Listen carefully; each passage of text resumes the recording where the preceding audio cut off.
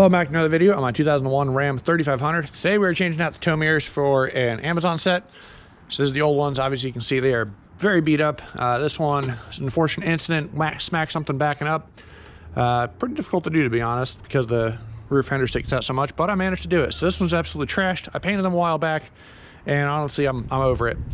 And then on the other side, the driver's side one, these are also manual, non-power, but you see it's been cracked here since I've owned it, and also just old in general. So on the inside of the truck here, we do not have the power option. So there's supposed to be a switch here.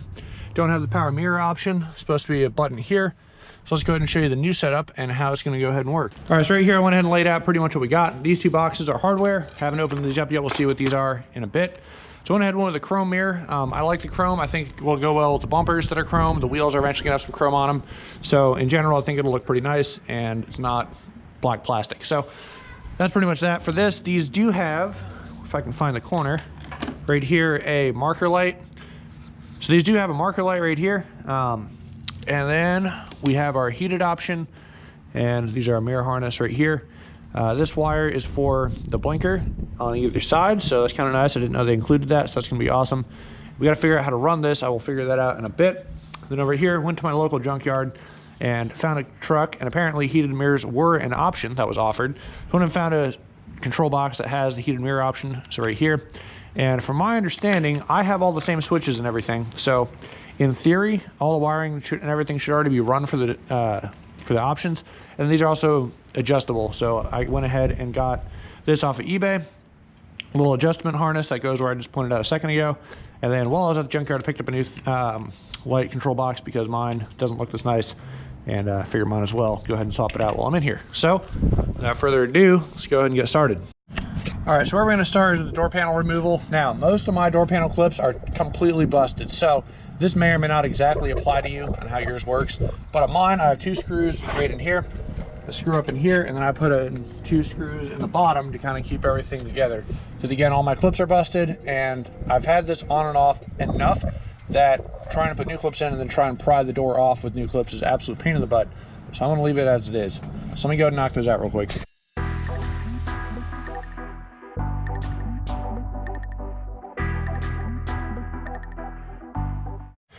All right, so this is what I'm talking about when I say the harness is already here. So this truck did not come with power mirrors from the factory, at least to my knowledge. Yet we have our two harnesses here. So in theory, all I need to do is plug one of these should go to the switch that goes right here, and the other one should go to the mirror. So let's go ahead and pull this mirror off regardless. Even if they don't work, we're gonna put these on anyway because these are absolute trash. But let's go ahead and pop it off. Go ahead and put on a new one. So it looks like it's just these three bolts. I've done this before. If there's anything new that comes up, I'll go ahead and show you guys.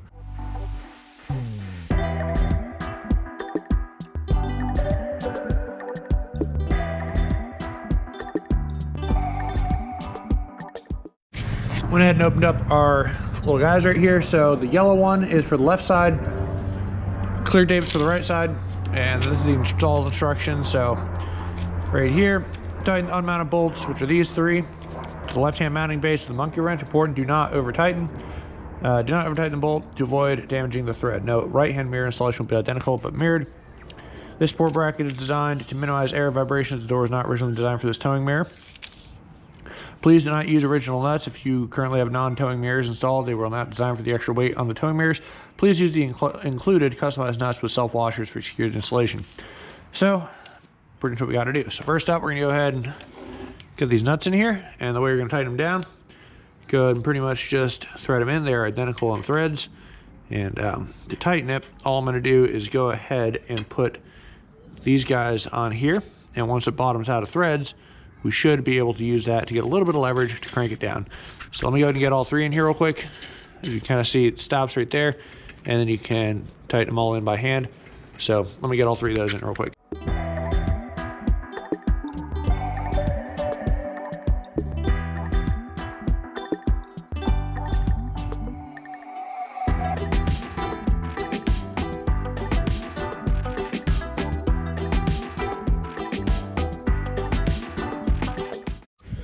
All right, I was looking at the two brackets because I was kind of curious, and they are identical. So looks like nothing too crazy is special right here. As you can see, this is going to be the orientation. I just needed to double check and make sure this did in fact go on the outside like I thought it did. we're gonna go ahead and use the new one, but there you have it, just so you're aware. Something interesting to take note anyway. So let's go ahead and get this thing mounted up.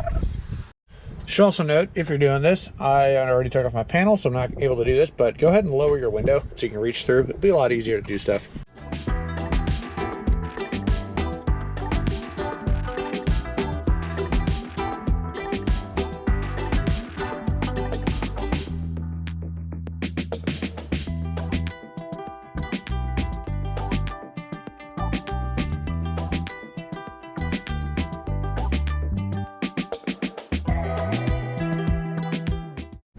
All right, so when we get our mirror in, as you can see, it plugs right into the factory harness. So right now I'm kind of messing around with popping out this door guy right here, and I'm gonna try and figure out how to sort a good way to run this through that thing.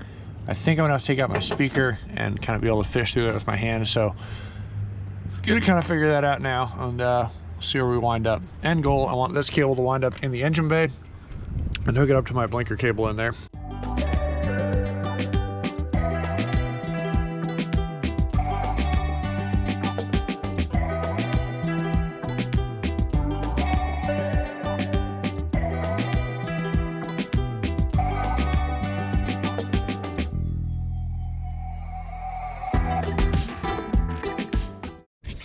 All right, so after messing around with this for a bit, I want to unplugging these guys all together, and it turns out this rubber boot actually is able to come off right here, which is what I was trying to do. So I'm going to basically feed it up, have it come out through this boot, and it's going to go right next to the door right there, come up right there, and go into the engine bay, and I'll show you the exact routing I use. But I figure it'll follow this cable right here from factory. Should be good enough. So I think that's what we're going to go ahead and do. All right, so I'm gonna be using a straw that I had just sitting around. Usually just for actually filling dipsticks or differentials, but I went and stuck the wires straight through it. As you can see, they're coming out the top. And then I'm just gonna pull the straw through from the other side, and that'll help me pretty much get it through all the way. Actually, I don't need to do that. Once the wires are through, we can just grab the wires. No, never mind. Yeah, it has to come through all the way. But yeah, that'll work. All right, went ahead and ran the wires. They come out right here, and then I just tucked them in this harness. And they're gonna run basically down to the blinker, or not blinker, the running lights. When the running light's on, that side will be on. So until then, I'm gonna go ahead and leave these hanging out here for now, and let's go ahead and put our little switch in the door panel and get the door panel back on. All right, so right here is our little door panel switch, and you can see they conveniently already pre-cut the hole and everything. This is this little blocker piece, and we're just gonna go ahead and fish our new switch in here, new to us switch. Don't know, I think this should, yeah, if this comes off, take off this guy, and you can see how there's a flat side. This side has a little groove in it, so that's going to match up with one side on our door sill right here. That's going to go ahead and slide into place like so, almost like it was meant to be. Just going to go ahead and tighten this up a little bit. Holy cow, there we go. And then there's a flat side on there, which will have an orientation. Now we have left, depending on how we want, up, down, move our mirrors around, and we'll plug this and go in our harness in the door.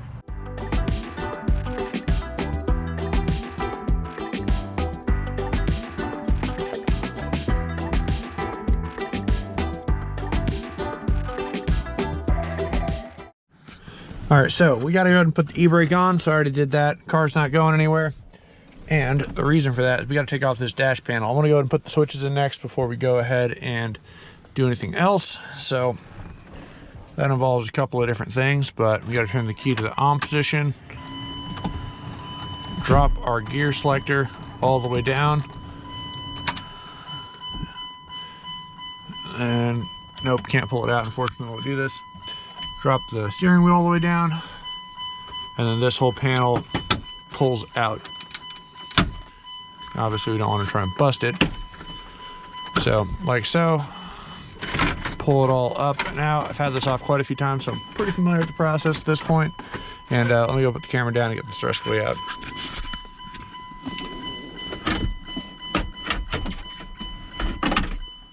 All right, so I can put our gear selector back up, take the key out. Okay, so that's that. while the key is in, I do want to know, is this going to do anything? Oop, check it out. Totally moves. So that actually worked. Sweet. I was not expecting that to work on the first try. That's awesome. So that means the harness that is there does have power and everything's good to go. Now obviously my dash is destroyed on the back half. I've been thinking about ways to fix this. I might try and fiberglass it, to be honest. I just don't know of a good way to do it. And honestly, the biggest thing that holds this piece in is that piece. And if you know the Shark, when we first got it, it was way worse. I put a new top dash in, pulled the whole thing out to do it. And honestly, it's the core that's just totally destroyed. But unfortunately, that's just the way it is with the second gens, and I don't have a good way to fix it at the moment, so it is what it is. But we're gonna go ahead and replace this guy out with this one right here. And that should also have our heated mirror button right there, which if everything else worked, I don't see why that wouldn't work either. So let me go ahead and do that time lapse real quick, just unplugging stuff, plugging stuff back in.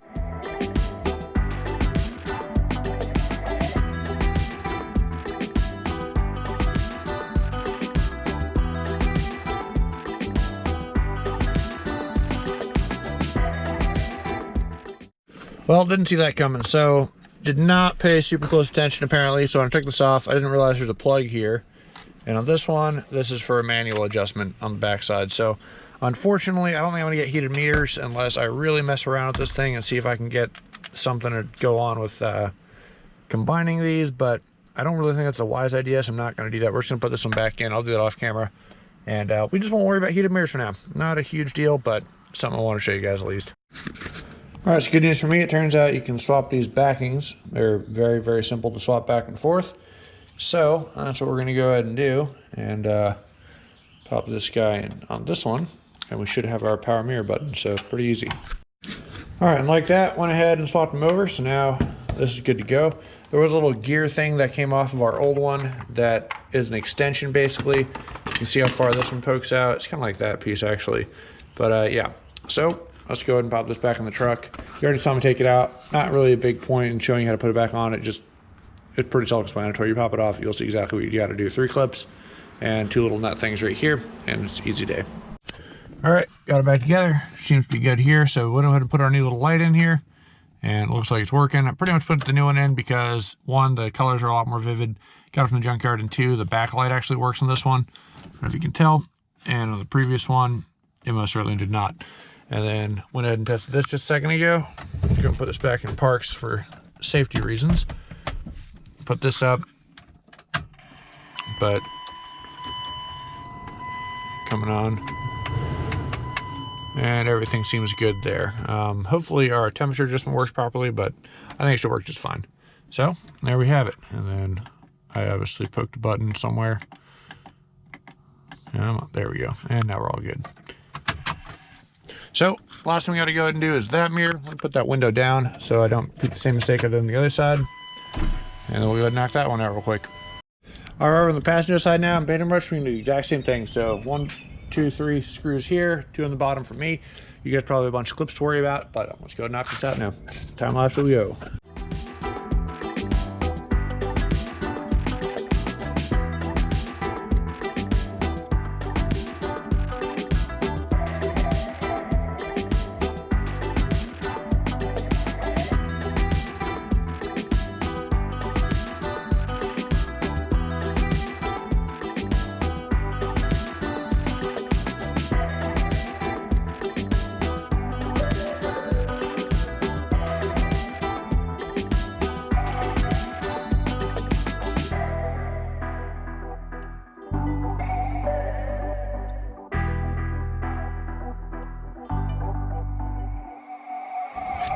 All right, mirror's on, just like the other side. Looks outstanding. Very happy with that. So there we have it. I just gotta go ahead and run my wires. Do the same thing. I'm gonna follow it up around behind the battery up here and run it over to this blinker light. So once I get the thing set up ready to do that, I'll show you how I'm wiring it up. Pretty much black ground. Positive's gonna go ahead and go to the running light wire. So nothing too crazy. I keep saying running lights, parking lights. So I don't want these things on unless I have headlights on or I have just running lights on. This guy, my actual daylight running light, is hooked up to power on, key on, so that's always on. I do not want the mirrors always on. So let me go ahead and get this wired up, and I'll show you what it looks like when we're done.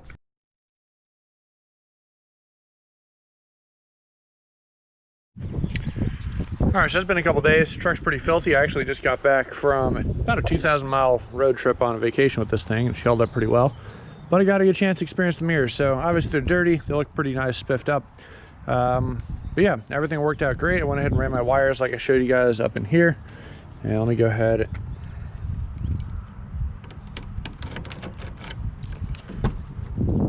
Yeah, so everything works all right. Switch worked out great. I swapped this guy out just to have it look new. Went in and swapped out, so now we have our mirror button in here, and that works, I believe. Haven't really tested it because it hasn't been that cold, but I'm fairly confident it's going to work if everything else worked. But yeah, I didn't need to run any new wiring for this except for the lights at the front.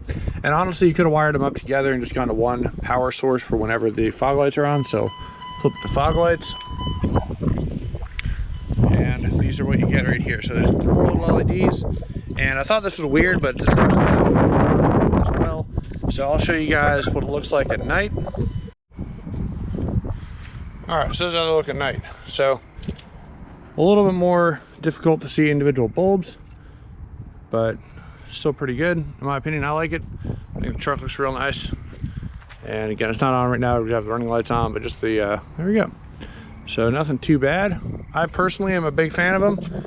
I don't see any water in them or anything like that, so I think they're really good quality. And there you have it. So the truck, in my opinion, I think looks pretty sweet. Nothing too crazy, but there you have it. It's looking good. Yeah.